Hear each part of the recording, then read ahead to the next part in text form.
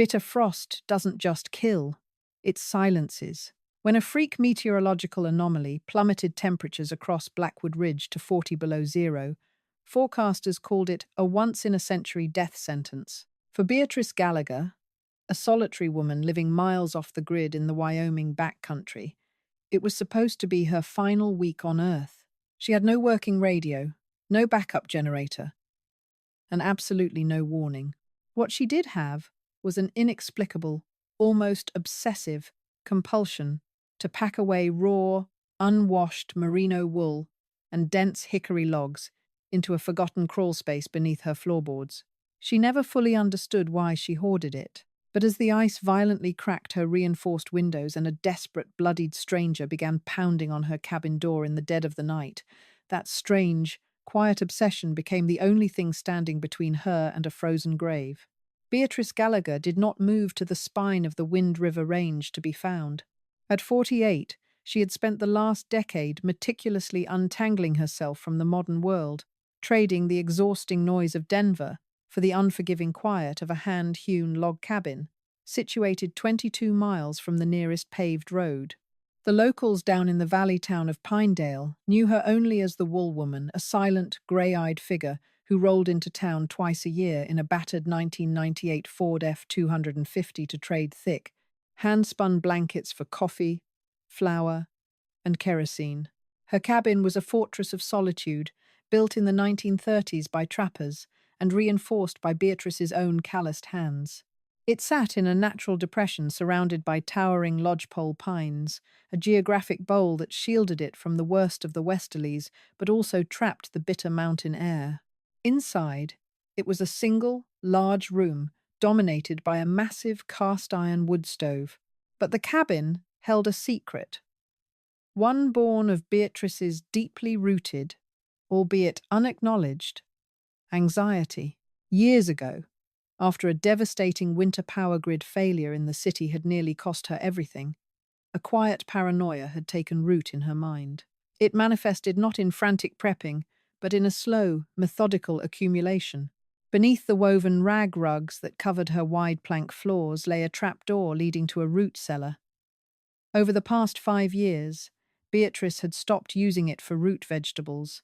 Instead, whenever she sheared her small flock of hardy Navajo churro sheep, which she kept in a fortified barn 100 yards away, she took a third of the raw, lanolin-heavy fleece and stuffed it into heavy canvas sacks, lowering them into the dark.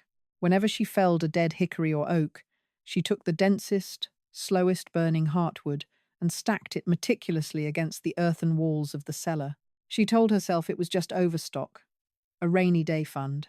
But the sheer volume of it, nearly 400 pounds of raw, insulating wool and 2 full cords of premium, cured hardwood, spoke of a subconscious preparation for an apocalypse she couldn't name. November 14th began with a deceptive stillness.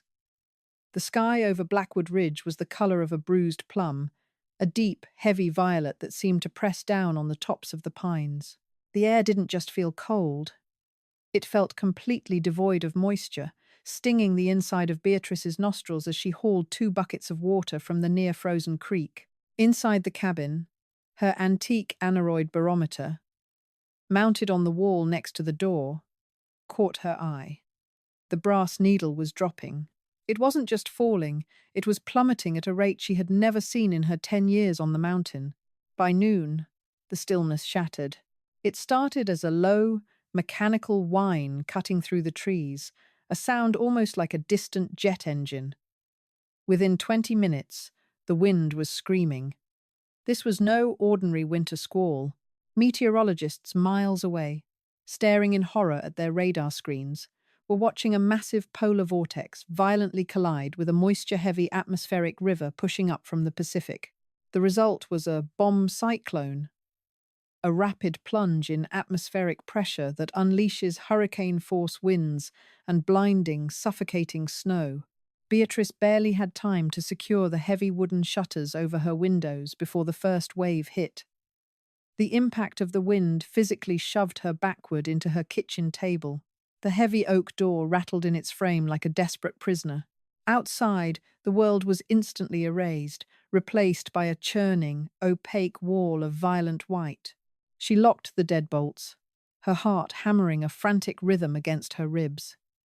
The temperature inside the cabin, usually a comfortable 65 degrees thanks to the iron stove, began to drop rapidly. The wind was so ferocious it was sucking the heat right up the chimney flue, reversing the draft and filling the room with a faint, acrid haze of wood smoke. She threw 3 logs onto the fire, adjusting the damper. "Just a storm," she muttered aloud, the sound of her own voice startling her in the enclosed space. "It'll blow over by morning."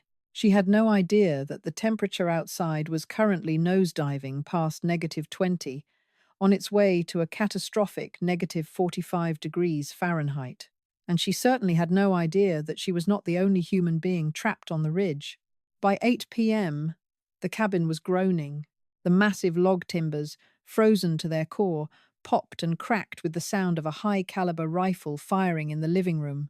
Beatrice sat wrapped in 2 of her thickest blankets, her boots resting on the stone hearth, watching the iron stove with mounting dread. The cold was invading. It was a creeping, insidious presence. Frost was beginning to form on the inside of the cabin walls, intricate, crystalline ferns blooming across the wood wherever the heat of the fire couldn't reach. The ambient temperature in the room had fallen to 40 degrees, despite the fire roaring in the grate. The wind was relentless, a physical weight pressing against the structure, finding every microscopic gap in the chinking and slicing through like invisible razors.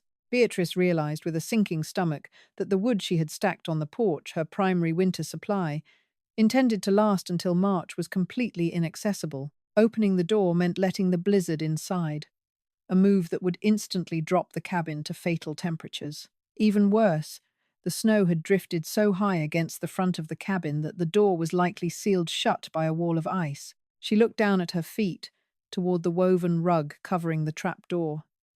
The hidden cache. She had promised herself she would only open it if she was truly out of options. Suddenly, a sound cut through the howling wind. Beatrice froze, her breath pluming in the frigid air. She strained to listen. Thwack! A branch hitting the roof? Thwack, thwack, thwack. It wasn't a branch. The rhythm was too deliberate. It was coming from the heavy oak door. Someone or something was pounding on the wood. Panic, sharp and metallic, flooded her mouth.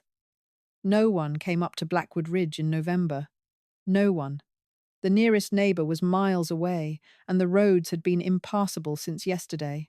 Her mind raced to dark places, a starving mountain lion, a bear driven mad by the cold, or worse, a drifter. She stood up slowly, unwrapping the blankets. She crossed the room, her boots silent on the rugs, and reached up to the mantel, her fingers curling around the cold, heavy steel of her late father's Winchester 1894 lever-action rifle. The pounding stopped, replaced by a desperate, scratching sound, like fingernails dragging across the wood. Then, a voice. Barely a thread of sound tearing through the gale outside. Help. Please. God. Open. It was a human voice. A man's voice. Beatrice hesitated. In the back country, you didn't open your door to strangers. Out here, isolation was safety. But the desperation in that voice was undeniable. Leaving him out there was a guaranteed death sentence. A freezing death was agonizingly slow, a creeping paralysis of the mind and body. With a tight jaw, she lowered the rifle, keeping it grasped firmly in her right hand. With her left, she undid the heavy iron deadbolt and lifted the crossbar. She didn't even have to pull the door. The wind violently kicked it open, throwing Beatrice back onto the floor. A blinding horizontal storm of ice and snow exploded into the cabin, instantly plunging the room into freezing darkness as the wind blew out the oil lamps. A large mass tumbled through the doorway, collapsing onto the floorboards in a heap of snow and frozen fabric. Beatrice scrambled to her feet, fighting against the impossible strength of the wind to push the heavy oak door shut. It took all her body weight, her boots slipping on the newly iced floor before the latch finally clicked into place. The sudden cut-off of the wind's roar left a ringing silence in her ears, broken only by the ragged, wet wheezing coming from the floor. She quickly relit an oil lamp with trembling hands. The man lying on her floor was barely recognizable as human. He was encased in ice. His high-end, supposedly expedition-grade parka was shredded on one side, exposing dark, frozen blood. His face was a mask of frostbite, the skin of his cheeks and nose a terrifying, waxy white. He was clutching a heavy, black canvas duffel bag to his chest, with a grip so tight his knuckles were bone white. "Hey," Beatrice said, her voice sharp, authoritative. She set the rifle against the table and knelt beside him. "Can you hear me?" His eyes fluttered open. They were a pale, striking blue, dilated with shock and hypothermia. His lips moved, but no sound came out. He was in the late stages of severe hypothermia. His body had stopped shivering, a biological sign that his core temperature was crashing toward organ failure. "All right, hold on," Beatrice muttered, shifting into a cold, clinical survival mode. "We need to get this wet gear off you." She reached for the zipper of his parka. But as her hand brushed the black duffel bag, the dying man suddenly surged with terrifying, adrenaline-fueled strength. He violently shoved her hand away, his frozen fingers clamping over her wrist like a vice. "No," he rasped, his voice a grotesque croak. "Don't touch it." Beatrice yanked her arm back, stunned by the aggression. She looked at the man, then down at the nondescript black bag. A heavy sense of foreboding settled in her stomach, heavier than the cold. She had just let a dying man into her sanctuary. But as she looked at the desperate, paranoid terror in his eyes, she realized the blizzard outside might not be the most dangerous thing on the mountain tonight. "Listen to me carefully," Beatrice said, her voice dropping to a low, commanding register. "You are dying. Your core temperature is plummeting. If I don't get these wet clothes off you and get you near that stove, your heart will stop in less than 20 minutes. Keep your bag. I don't care about it. But let go of the coat." The man stared at her, his blue eyes searching her face through a haze of pain and cold. Slowly, the unnatural tension drained from his body, and his head lolled back against the floorboards. "Arthur," he whispered.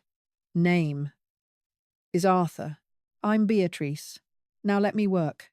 Working with frantic precision, Beatrice used her heavy fabric shears to cut the frozen zippers and peel away the stiff, icy layers of Arthur's clothing. Underneath, he was shivering violently again, a good sign, indicating his body was trying to fight back. She noticed the wound on his side, a deep, ugly laceration that looked less like a fall on jagged rocks and more like something sustained in a violent impact. A car crash?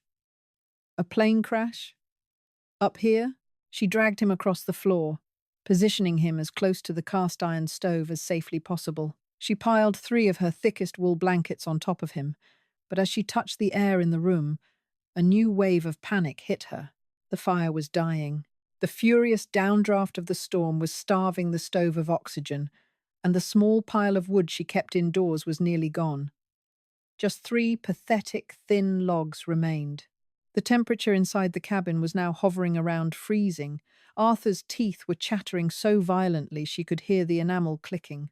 She looked at the heavy oak door. A thick sheet of ice had already formed over the hinges on the inside. Going out for the porch wood was suicide. Beatrice walked to the center of the room and kicked aside the heavy woven rug. She unlatched the iron ring of the trapdoor and pulled. With a heavy groan, the hidden cellar opened, releasing a smell of dry earth, lanolin, and cured wood. She grabbed her oil lamp and descended the short wooden ladder. The sight of her hidden cache brought an unexpected wave of profound relief. So intense, it made her dizzy. There it was, floor-to-ceiling stacks of dense, beautifully seasoned hickory and oak, and beside them, tightly packed canvas sacks bulging with raw, unwashed merino wool. She began hauling the heavy wood up the ladder, tossing piece after piece onto the floorboards. The hickory was heavy, dense with stored energy. She fed 3 large pieces into the dying embers of the stove, opening the bottom vent to force a draft. The dry wood caught almost instantly, roaring to life with a fierce, crackling heat that immediately pushed back the biting cold in the center of the room. But heat wasn't enough. The cabin walls were bleeding cold. The wind was finding every microscopic crack in the mortar between the logs, blowing fine, powdery snow straight through the walls. If she didn't insulate the room, the heat from the stove would be sucked out into the vortex outside. Beatrice climbed back down into the cellar and began hauling up the sacks of raw fleece. Raw sheep's wool is a miracle of nature. Even unwashed, heavy with greasy lanolin and bits of mountain debris, it is one of the most effective insulators on the planet. The crimped fibers trap millions of tiny pockets of air, creating a thermal barrier that can withstand Arctic temperatures. Armed with a wooden spatula and armfuls of the greasy, smelling fleece, Beatrice went to work. She moved frantically around the perimeter of the cabin, jamming thick handfuls of the raw wool into every visible crack between the logs, around the window frames, and along the baseboards. The lanolin on the wool acted like a natural sealant, freezing upon contact with the draft and creating an impenetrable, wind-proof barrier. Within an hour, the transformation was staggering. The howling of the wind outside was suddenly muffled, reduced to a dull, distant roar. The heat from the hickory wood was no longer escaping. It was trapped inside the cabin, banking off the newly insulated walls. The thermometer on the mantel began a slow, steady climb. 30 degrees, 40, 50. Exhausted, her hands coated in thick sheep's grease, Beatrice slumped into her rocking chair opposite the hearth. On the floor, Arthur had stopped violently shaking. His breathing had evened out, and a faint flush of colour was returning to his waxy cheeks. He was asleep, or unconscious, still gripping the black duffel bag beneath the blankets. Beatrice watched him, her mind racing. Who was he? The clothes she had cut off him were expensive technical mountaineering gear, not the sort of thing a local hunter wore. And there was something else. When she had moved his pants, something heavy and metallic had clattered onto the floor. She looked down near the leg of the table.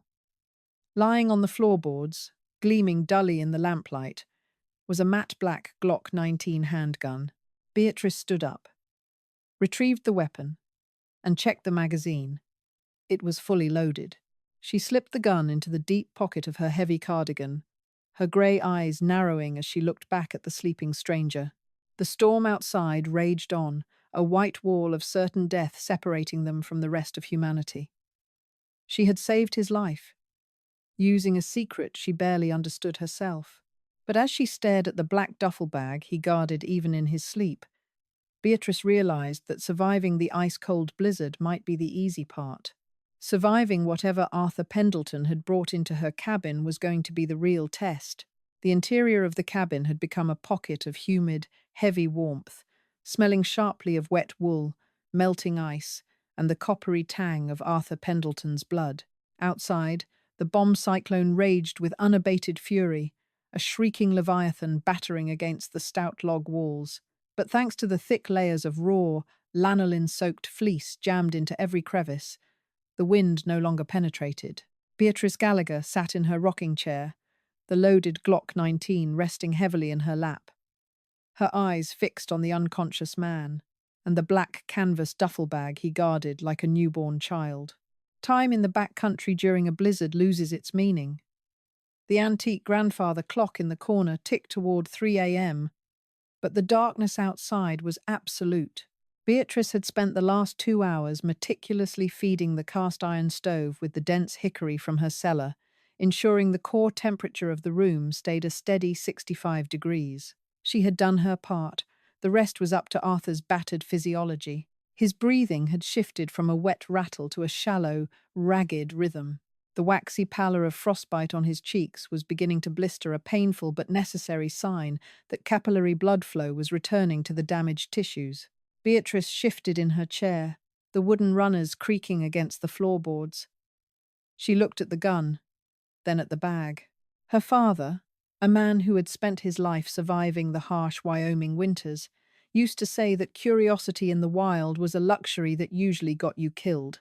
But ignorance, Beatrice reasoned, was a guaranteed death sentence. If she was harboring a dangerous man, she needed to know exactly what kind of danger she had invited into her sanctuary. She stood up, slipping the Glock into the deep pocket of her wool cardigan, keeping her hand wrapped around the textured grip. She approached the sleeping man, her movements completely silent. Arthur's right arm was draped heavily over the black duffel bag. Beatrice knelt beside him. She reached out, her fingers brushing the stiff, frozen canvas. Gently, applying steady, incremental pressure, she began to slide the bag out from under his arm. Arthur groaned, a low, guttural sound of protest, and his brow furrowed in his sleep. His fingers twitched, instinctively trying to close around the nylon straps, but the deep exhaustion of hypothermia overrode his muscle memory. His arm fell limply to the floorboards. Beatrice pulled the bag toward the glow of the oil lamp on the kitchen table. It was heavier than it looked, perhaps 40 pounds, made of military-grade ballistic nylon with waterproof, rubberized zippers. She gripped the main zipper and pulled. It slid open with a harsh, synthetic ripping sound that seemed deafening in the quiet cabin. She parted the canvas flaps and stared inside. There were no spare clothes. There was no survival gear. Neatly stacked in tightly bound, vacuum-sealed bricks were stacks of used, unmarked $100 bills. Dozens of them. Beatrice had never seen that much currency in her life, but a quick mental calculation told her she was looking at millions. But it wasn't the money that made the blood freeze in her veins. It was what sat nestled in the center of the cash. It was a small, heavy-duty Pelican case, about the size of a cigar box. It was open. Inside sat a sophisticated satellite GPS tracker, wired to a high-capacity lithium battery bank, and on the face of the tracker, a tiny, pinpoint LED light was blinking a steady, rhythmic green. Blink, blink, blink. Beatrice's breath hitched. A tracker. An active, transmitting tracker.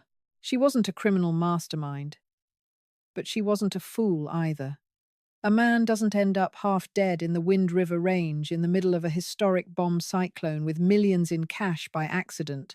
And he certainly doesn't carry an active GPS beacon unless someone is supposed to be following him or hunting him. Turn it off. The voice was a dry, scraping whisper. Beatrice spun around, her hand instantly drawing the Glock from her pocket and leveling it at the floor. Arthur was awake. His pale blue eyes were open, bloodshot and glassy with fever, fixed on the blinking green light. He tried to push himself up on his elbows but collapsed back onto the blankets with a sharp hiss of pain, clutching his wounded side. "Don't move," Beatrice commanded, her voice steady, betraying none of the adrenaline spiking through her system. "I saved your life tonight, Arthur. Don't make me end it." Arthur let out a weak, humorless laugh that ended in a coughing fit. "You can't. Shoot me. You already saved me." Sunk cost fallacy. He grimaced, fresh blood seeping through the makeshift bandages Beatrice had applied to his side. "Who is tracking that beacon?" she demanded, stepping closer, the barrel of the gun unwavering. Arthur closed his eyes, his head rolling against the floorboards. "Gregory Langdon, Chicago Syndicate. I was his accountant. I cooked the books for 5 years. Skimmed that." He nodded weakly toward the bag. 3.2 million. Beatrice stared at him, piecing the nightmare together. "You're a thief." "I'm a dead man," Arthur corrected, his voice gaining a fraction of strength as the warmth of the cabin continued to thaw his lungs. "I chartered a private Cessna out of Idaho Falls. The pilot said we could beat the storm over the ridge to Canada. He was wrong. The downdraft caught us, smashed us into the tree line about, I don't know, maybe 2 miles east of here. Pilot died on impact, and you walked away with the money." "I crawled away," Arthur whispered, a tear of sheer agony leaking from the corner of his eye. I knew Langdon put a tracker in the bag. He puts trackers in everything. I couldn't get the case open to smash it in the cold. My hands wouldn't work. Beatrice looked back at the blinking green light. Blink, blink. If it's transmitting, Beatrice said slowly, a cold knot forming in her stomach. That means this Langdon person knows exactly where you are. The storm is grounding all flights, Arthur reasoned, his teeth beginning to chatter again, this time from the fever setting in. They can't get up here, not until it clears. And when it does? Arthur looked at her. His eyes filled with a grim, hollow certainty. Langdon employs fixers, men who don't care about the cold. The second the wind dies down enough for a snowmobile or a chopper, they're coming to these exact coordinates. And they don't leave witnesses. Beatrice lowered the gun slightly, the reality of her situation crashing down upon her. She had built this cabin to escape the world, to insulate herself from the chaos of humanity. She had hoarded wool and firewood to survive the wrath of nature, but she had no defense against the wrath of desperate, violent men.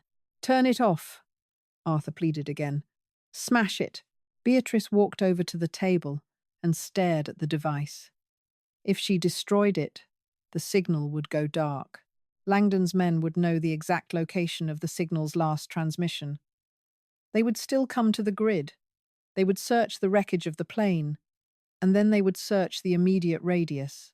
Her cabin was the only structure for 20 miles. No, Beatrice said softly, a dangerous, calculating light entering her grey eyes. If I smash it, they'll know you're alive. They'll know you tampered with it, and they will tear this mountain apart looking for you. So what do we do? Arthur rasped. Beatrice looked down at the unconscious man, then at the thick layer of raw wool insulating her window frames.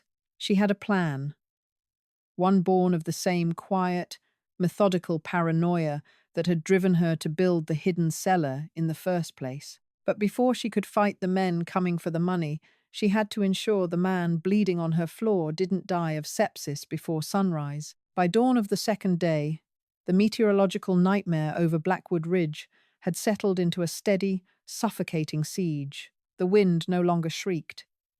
It moaned a deep, resonant vibration that shook the heavy timbers of the cabin like a tuning fork. The temperature outside, according to the analog thermometer Beatrice had mounted behind the reinforced glass of the kitchen window, was locked at negative 42 degrees. Inside the cabin, the atmosphere was thick with tension and the smell of boiling water. Arthur's condition had deteriorated drastically overnight. The hypothermia had been beaten back by the roaring hickory fire. But the trauma of the plane crash had invited a faster, more insidious killer: infection. The deep laceration on his right flank, likely caused by a jagged piece of the Cessna's fuselage, was angrily inflamed, the skin radiating a terrifying, unnatural heat. Beatrice stood at the kitchen counter, her sleeves rolled up, methodically sterilizing her tools. She was not a doctor, but managing a flock of Navajo churro sheep in the remote wilderness meant she had stitched torn flanks, delivered breached lambs, and fought off necrosis more times than she could count. Flesh was flesh. She dropped a heavy, curved upholstery needle, a spool of thick nylon fishing line, and a pair of steel forceps into a pot of rapidly boiling water on the stove. "Arthur," Beatrice said, her voice sharp and authoritative, cutting through his fever-induced delirium. "Drink this." She knelt beside him, lifting his head and pressing a tin cup to his cracked lips. It was a potent brew of willow bark tea, a natural source of salicin, the active ingredient in aspirin, sweetened heavily with honey to boost his crashing blood sugar.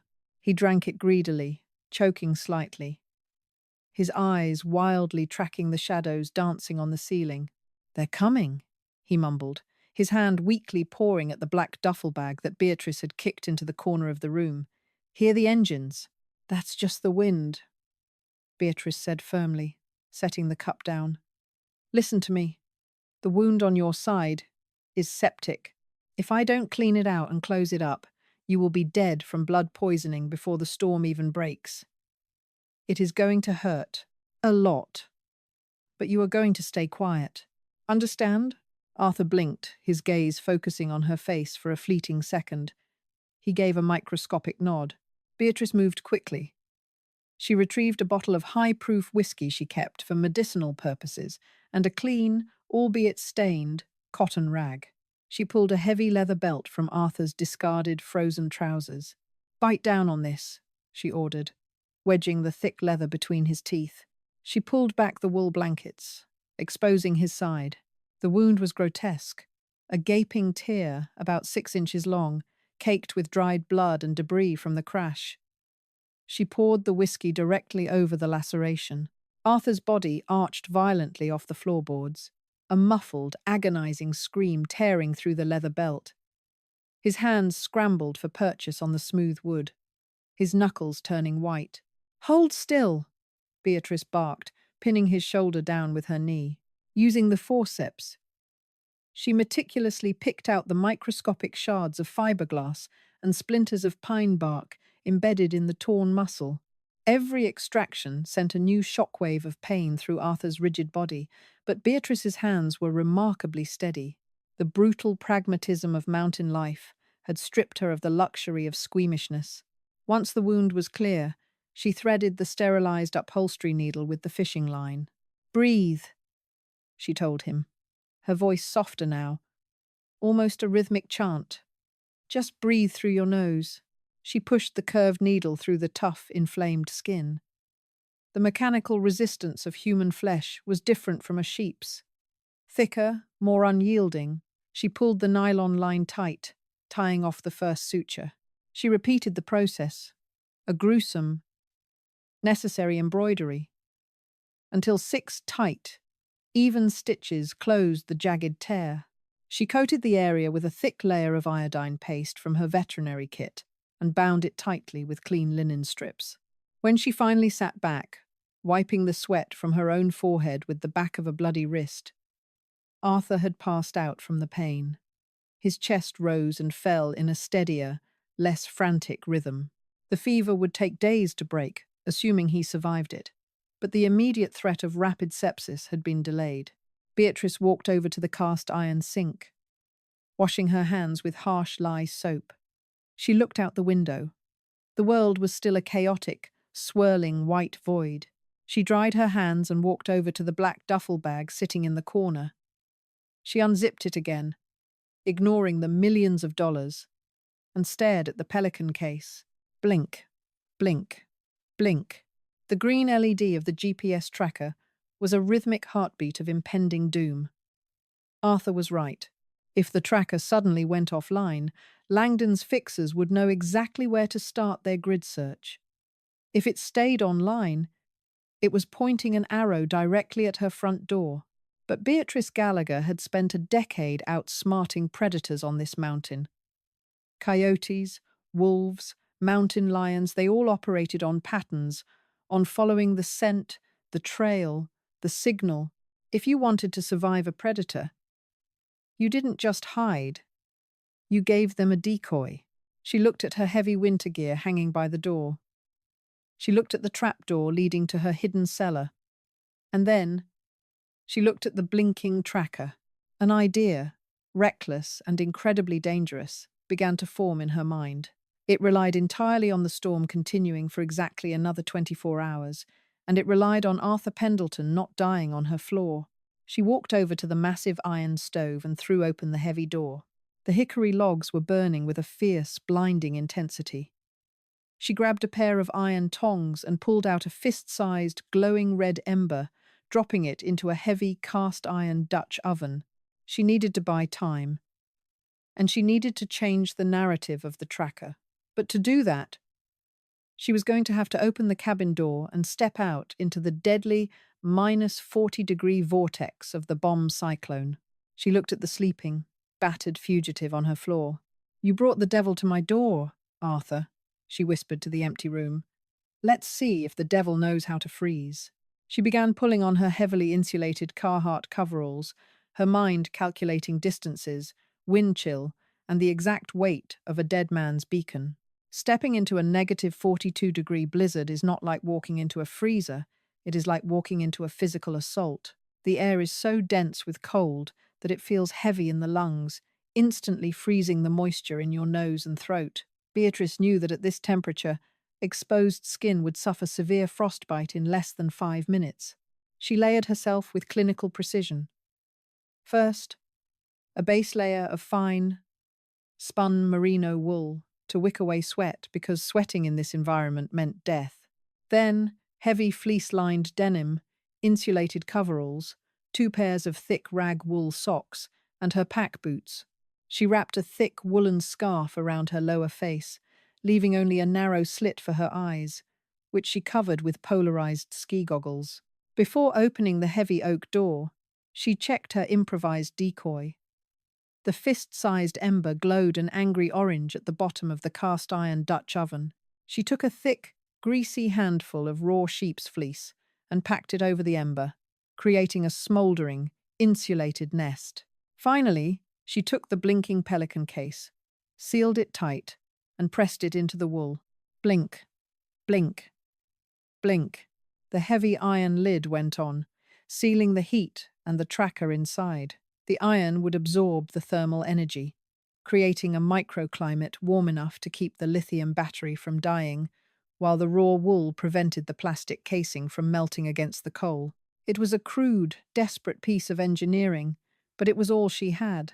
Beatrice tied one end of a thick nylon climbing rope to the heavy iron ring on the inside of the doorframe and clipped the other end to her belt via a carabiner. In a whiteout, you could lose your orientation 10 feet from your own front door and freeze to death walking in circles. She unlatched the door and shoved it open. The wind immediately knocked her to her knees. A blinding wall of white pummeled her, driving icy needles into the microscopic gaps in her clothing. The roar was deafening, a physical pressure that made her eardrums ache. She scrambled to her feet, clutching the heavy iron pot by its bale handle with thick leather mittens, and pushed her way off the porch. Her destination was a geographic anomaly known locally as Miller's Drop, a sheer, rocky ravine located roughly 400 yards east of the cabin. It was treacherous in the summer. In a bomb cyclone, it was an invisible abyss. Every step was an agonizing battle against waist-deep drifts and a wind that actively tried to sweep her legs out from under her. The nylon rope paid out slowly behind her, the only tether to the world of the living. Her lungs burned with every breath, the frigid air feeling like crushed glass. 10 minutes into the trek, her thigh muscles were screaming, and a dangerous lethargy began pulling at the edges of her consciousness. "Just drop it here," a voice in her mind whispered. "It's far enough." "No," she grunted into the scarf, forcing her heavy boots forward. If Langdon's fixers found the tracker in an open field, they would immediately look for the nearest shelter. If they found it at the bottom of a deadly ravine, they might assume Arthur had crawled there to hide and fallen, or that the tracker had been thrown. Through the opaque swirl of snow, a jagged line of black stone suddenly materialized just 10 feet ahead. She had reached the edge of the drop. Beatrice crawled the last few feet on her stomach to distribute her weight, terrified of triggering a cornice collapse. She peered over the edge. It was a churning cauldron of white. She grabbed the heavy Dutch oven, swung it back, and heaved it over the precipice. She didn't hear it hit the bottom. The wind swallowed the sound entirely. Exhausted, her core temperature beginning its dangerous descent, Beatrice grabbed the nylon rope and began the grueling process of hauling herself hand over hand back to the cabin. By the time she finally collapsed through her front door and slammed the deadbolts shut, her extremities were completely numb, and ice had frozen her scarf to her eyelashes. She lay on the floorboards for a long time, listening to the crackle of the hickory fire and the ragged breathing of the fugitive beside her, praying that her desperate gamble would pay off. Dawn of the 4th day arrived not with a roar, but with a terrifying, absolute silence. The bomb cyclone had blown itself out, leaving behind a fundamentally altered landscape. Blackwood Ridge was buried under 6 feet of snow, The towering lodgepole pines turned into monolithic white statues. The sky was a piercing, cloudless blue, and the temperature hovered around a brutal -20 degrees. Inside the cabin, the atmosphere was thick with the smell of wood smoke and dried blood. Arthur Pendleton was sitting up. He looked like a reanimated corpse, his skin stretched tight over his cheekbones, dark circles bruising his eyes. The fever had broken sometime during the night, leaving him incredibly weak but lucid. He was holding a mug of Beatrice's willow bark tea in his trembling hands. "You're a terrifying woman, Beatrice," Arthur rasped, watching her as she methodically cleaned the action of her Winchester 1894 rifle at the kitchen table. "I'm a pragmatist," she replied without looking up, wiping a thin coat of gun oil over the lever. "The tracker is at the bottom of Miller's Drop. It's an 80-foot vertical cliff, about a quarter mile from here. With any luck, whoever Langdon sent will spend the whole day trying to rappel down to get it. And if they realize it's a decoy, then we have a problem." She loaded 5 heavy 30 cartridges into the tubular magazine, the metallic clack-clack of the rounds echoing sharply in the quiet room. Arthur looked down at his mug. "I never meant to bring this to your door. When the plane went down, I just walked toward the only thing I could think of. Survival." "You didn't walk," Beatrice corrected coldly. "You dragged yourself, and you held on to $3 million instead of an emergency medical kit. Don't look for absolution here, Arthur. I saved you because I won't have a dead man on my conscience, not because I forgive your trespass." Before Arthur could reply, a sound broke the pristine silence of the mountain morning. It was faint at first, a high-pitched, mechanical whine bouncing off the frozen ridges.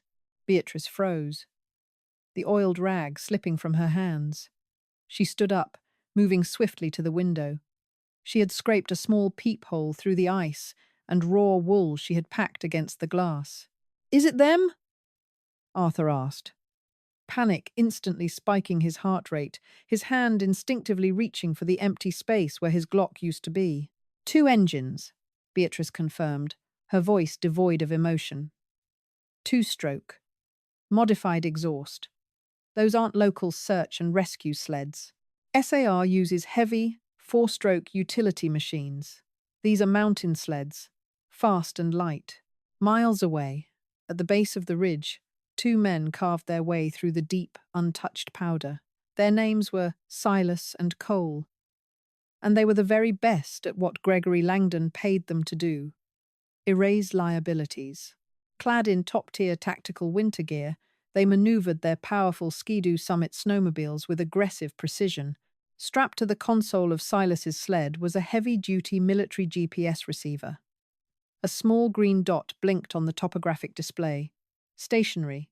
Signal hasn't moved in 24 hours, Silas said over the helmet intercom, his voice a flat, metallic rasp.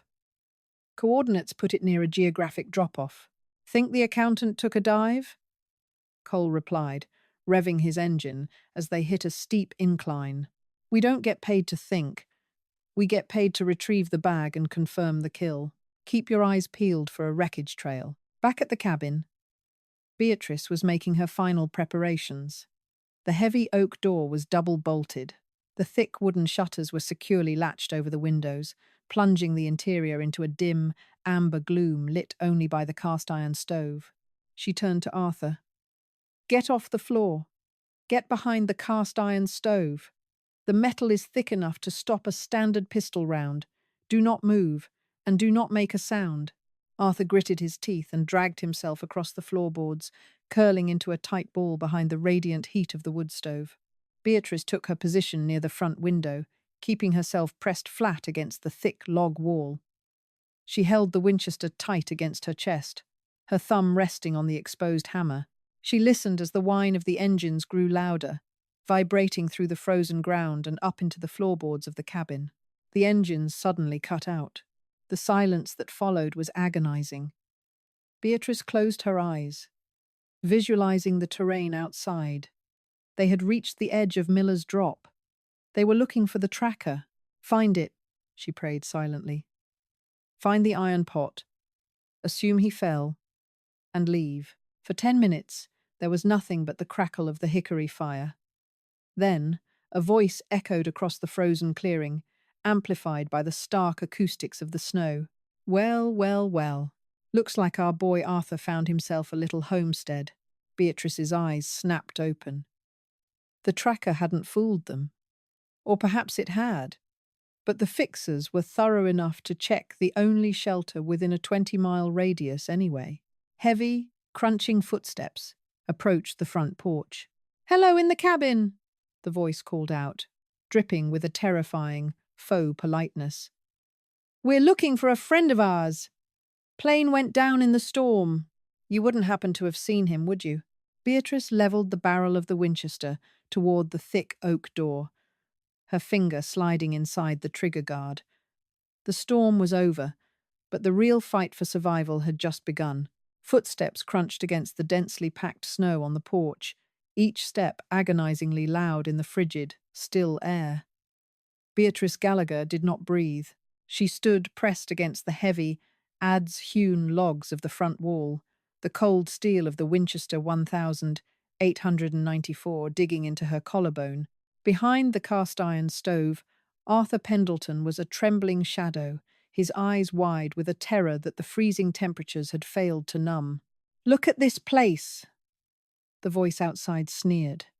It belonged to Silas, the older of the two fixers, a man whose brutal pragmatism had kept him alive through dozens of high-stakes retrievals.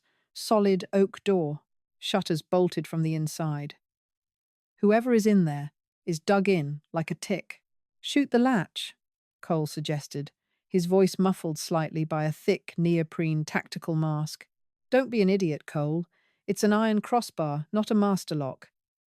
And it's -20 out here. If you ricochet a 9mm off-frozen iron at this range, you'll catch the spall in your own neck." Silas knocked on the wood again. A mocking, rhythmic rat-tat-tat. "Arthur, we know you're in there, buddy. We found the plane. We know the pilot is a popsicle. And we know you didn't sprout wings and fly away. Now, you can open this door and hand over Mr. Langdon's property, and we'll make this quick. Or you can freeze to death while we burn this little pioneer shack to the ground." Inside, Arthur let out a pathetic, stifled whimper. He looked at Beatrice, mouthing the words, "Give them the money." Beatrice's grey eyes were like flint. She gave a sharp, definitive shake of her head. Men like this didn't leave witnesses. If she unbolted that door, the money wouldn't save them. It would only finalize their execution. "I'm giving you to the count of 3, Arthur," Silas yelled, the faux politeness dropping entirely, replaced by a venomous edge. 1. Beatrice silently pulled back the hammer of the Winchester. Click. "Did you hear that?" Cole's voice drifted through the thick timber. Sounded like a lever action. 2. Silas ignored his partner, stepping back from the door. "Silas. Wait. Look." At the window frames, there was a pause. The crunch of heavy boots moved laterally across the porch, stopping just inches from where Beatrice was pressing her spine against the wall. "What is that?" Cole asked. "Insulation?" "It's grease," Silas said, confusion bleeding into his voice. "No, it's wool. Raw sheep's wool. The whole cabin is packed with it. Someone sealed this place up tight against the cyclone. So? Let's pull it out and shoot through the glass." "You really are stupid, Cole. This isn't just Arthur in here. He's a city accountant. He doesn't know how to pack a log cabin with raw fleece to survive a bomb cyclone. Someone else is in there. Someone who knows this mountain." Silas raised his voice again, projecting it toward the heavy door. "All right, friend. I don't know who you are, but you're harboring a dead man. Hand out the black bag and the accountant, and we'll get back on our sleds and ride away." "You have my word." "Your word is worthless," Beatrice finally spoke, her voice ringing out clear and uncompromising, a stark contrast to the trembling accountant on her floor. "You're trespassing on private property. The nearest sheriff's deputy is in Peendale. and the moment the pass is cleared, they'll be up here. I am heavily armed, and you are standing in the open. Get on your machines and leave." A low, dark chuckle vibrated through the wood. "A woman," Silas said to Cole, highly amused. "Well, sweetheart, the pass won't be cleared for 3 days. By then, the coyotes will be picking your bones." Suddenly, the porch shook as a massive weight slammed against the heavy oak door. Cole had launched a brutal kick right at the center seam. The heavy timber groaned, but the reinforced iron crossbar held firm. The ice that had formed on the inside, hinges shattered, spraying across the floorboards. "Kick it again, and I'll blow your leg off," Beatrice shouted, tracking the sound of Cole's boots through the wood. Thwack! Cole kicked again, higher this time, aiming for the lock casing. The door bowed inward a fraction of an inch. Beatrice didn't hesitate. She didn't aim for the center of mass, she aimed low, angling the barrel of the Winchester downward, estimating the trajectory through the thick oak. She squeezed the trigger. The rifle roared in the confined space of the cabin, a deafening explosion of cordite and expanding gas. The heavy 30-30 bullet punched through the solid oak as if it were cardboard, erupting out the other side in a shower of lethal, jagged splinters. Outside, there was a sharp, strangled yell, followed by the heavy thud of a body hitting the snow-covered porch. "Son of a—" Silas barked, the sound of a high-capacity sidearm clearing its holster echoing immediately. 3 rapid gunshots tore through the front window. The reinforced glass shattered, but the thick layers of lanolin-soaked wool Beatrice had packed into the frame acted like a primitive Kevlar net, catching the glass shards and severely dampening the bullet's velocity. The rounds embedded themselves harmlessly into the heavy ceiling beams. Beatrice dropped to a crouch, working the lever of the Winchester with practiced speed, ejecting the smoking brass casing onto the floor. "Cole? Cole, talk to me," Silas demanded. "My foot," Cole groaned, his voice tight with agony. "The crazy bitch shot me right through the boot. It's shattered. Crawl off the porch. Get behind the sleds," Silas ordered, laying down suppressing fire. 4 more rounds punched into the thick log walls, but the 1930s timber was effectively bulletproof to small arms fire. Inside, the cabin was filled with the acrid stench of gunpowder. Arthur was sobbing quietly, his hands clamped over his ears. Beatrice crawled toward the kitchen counter, using the heavy cast-iron sink as cover. She knew the standoff couldn't last forever. Silas had the tactical advantage of movement, and eventually, he would figure out a way to breach the perimeter. She just didn't expect him to use the very thing keeping them alive as his weapon. "Fine!" Silas screamed from the tree line, his voice echoing off the frozen ridge. "You want to play wilderness survival? Let's see how long you can hold your breath, sweetheart." Beatrice listened intently. She heard the distinct, heavy crunch of Silas's boots circling the cabin, giving the front door a wide berth. He was moving toward the back, toward the blind spot. "What is he doing?" Arthur wheezed, lowering his hands. "I don't know," Beatrice muttered, shifting her position to cover the rear window. A minute passed in agonizing silence. Then, a heavy thud landed on the cabin roof. Silas had climbed the snowdrift packed against the rear wall and hoisted himself onto the frozen shingles. A terrible, sinking realization hit Beatrice. "The chimney," she gasped. Above them, there was the scraping sound of metal against stone. Silas was using something likely a heavy branch or a piece of debris from the yard to smash the metal spark arrestor on top of the stone chimney. Seconds later, a heavy mass was shoved down the flue. Instantly, the fierce, crackling draft of the cast-iron stove died. The dense hickory logs, deprived of their upward exhaust, immediately began vomiting thick, black, choking smoke directly into the cabin. It wasn't just wood smoke. It was a highly concentrated cloud of carbon monoxide. He plugged the flue. Beatrice coughed, her eyes instantly watering as the acrid cloud hit the ceiling and began rapidly banking downward. "He's smoking us out. We have to open the door." Arthur panicked, trying to drag himself toward the front of the room. "No!" Beatrice grabbed his collar, hauling him backward. "He's waiting, with a gun trained on that door. The second you crack it, you're dead." "We're dead in here," Arthur screamed, coughing violently as his lungs filled with the dark haze. The temperature in the room was still warm, but the oxygen was disappearing fast. Beatrice dropped to the floor, where the air was temporarily clearer. Her mind raced. She had minutes, maybe less, before hypoxia set in. She looked at the heavy rugs covering the trap door. The cellar, the air down there would be stale, but it would be clear of smoke for a while. But hiding in a hole wouldn't stop Silas. He would just wait until the fire burned out and the cabin froze, or until they suffocated. She needed to go on the offensive. "Arthur, get to the trap door. Open it and get in the hole. Do not come out until I say so," Beatrice ordered, her voice completely stripped of emotion. Arthur didn't argue. He crawled blindly toward the center of the room, blindly fumbling for the iron ring. Beatrice crawled toward the corner where she had piled the remaining sacks of raw fleece.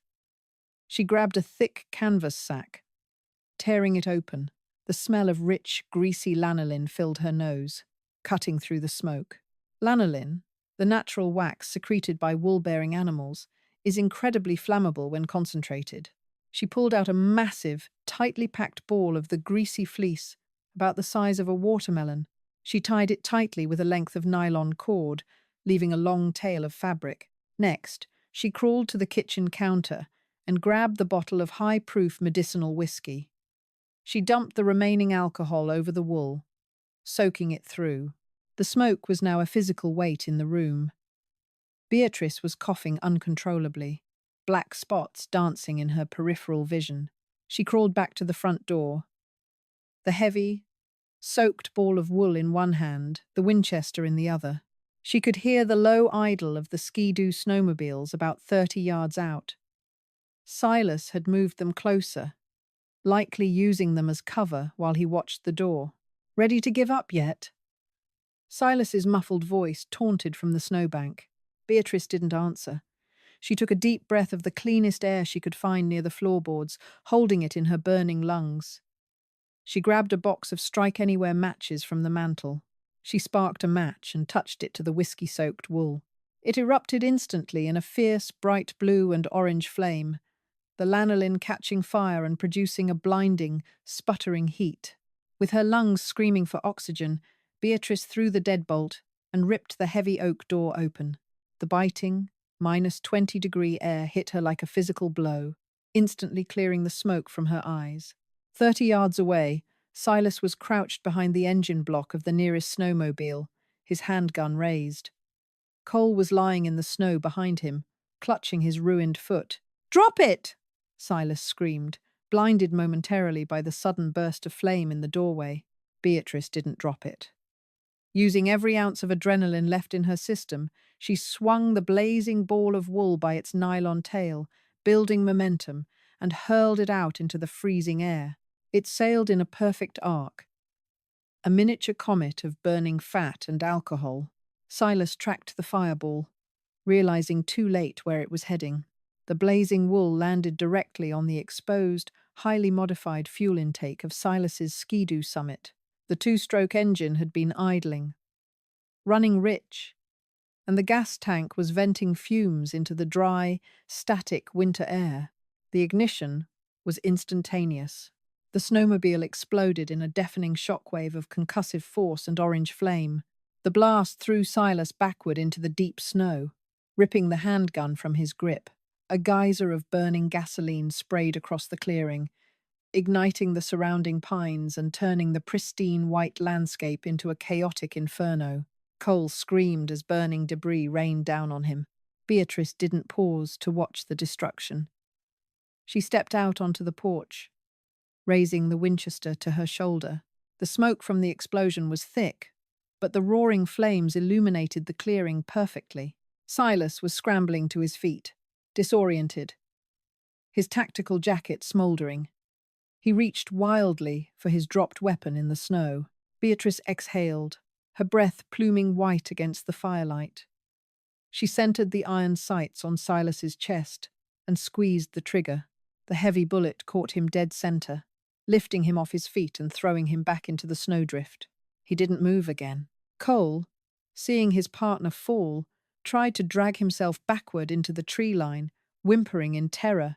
Beatrice slowly lowered the rifle, the echo of the gunshot fading into the roar of the burning snowmobile. She stood on the porch, a lone, grey-eyed figure amidst the smoke and ice, breathing heavily. The mountain was quiet once more, save for the crackle of the flames. She turned and walked back into the smoky cabin. She walked over to the trapdoor and kicked it once. "You can come out now, Arthur," she said, her voice ragged and exhausted. "It's safe." 3 days later, the agonizing hum of a Wyoming State Police Bell 407 helicopter broke the silence over Blackwood Ridge. When the heavily armed tactical team finally breached the snowdrifts to reach the cabin, they found a scene that defied logic. 2 dead syndicate fixers lay frozen in the snow. A multi-million-dollar bounty sat neatly packed in a duffel bag on the kitchen table, and a severely wounded, albeit stable, fugitive accountant was sipping willow bark tea by a roaring fire.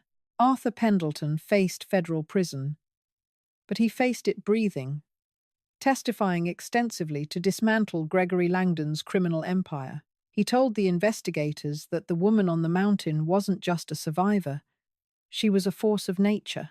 As for Beatrice Gallagher, she respectfully declined the media interviews and the offers of a reward. When the authorities finally cleared the wreckage and left her to her solitude, she stood alone in the center of her battered cabin. She looked down at the hidden cellar, at the remaining stacks of dense hickory and the greasy, life-saving sacks of unwashed fleece. For years, she had questioned her strange compulsion, diagnosing it as a symptom of trauma. But as she began the quiet work of repairing her shattered windows, she finally understood. It wasn't paranoia. It was an ancestral intuition, a deep, primal knowing that the earth is both brutally unforgiving and profoundly providing. She hadn't just hoarded wool and firewood, she had hoarded her own salvation.